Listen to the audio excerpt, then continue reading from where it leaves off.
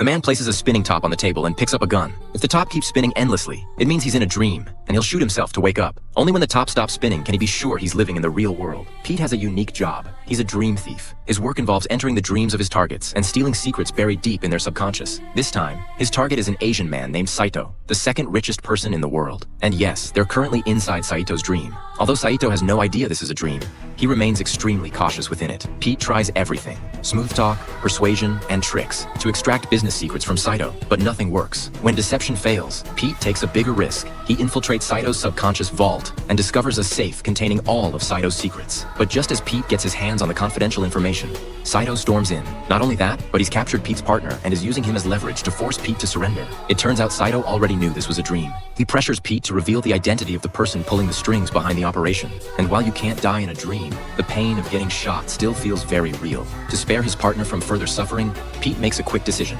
Grabbing a weapon, he shoots his partner, sending him back to the real world. The scene shifts. Pete's partner wakes up from his sleep. There are only two ways to wake up from a dream: die in the dream, or experience a sudden fall in the real world. Pete's partner chooses the second option. He shoves the sleeping Pete into a bathtub. In the dream, Pete feels like he's suddenly plunged into an ocean. Moments later, Pete also wakes up from the dream. Now, back in reality, Pete and his partner find themselves in an apartment. Since they couldn't get the information through subtle means in the dream, they decide to apply some pressure. But just as they're threatening Saito, who's lying on the floor, Saito touches the carpet. He immediately realizes something. The carpet in my house is made of wool, but this one is polyester. Clearly, I'm still in a dream. A dream within a dream. It's that powerful. In reality, they've been hypnotizing Saito on a moving train, but time is running out for the hypnosis, and Pete and his partner have to leave quickly. As they're escaping, Saito, who was originally their target, begins to admire their skills. He captures their dream architect and makes them an offer. My competitor is about to die, but his even more capable son will soon inherit the business. If you can destroy my competitor by making his son voluntarily dissolve the company,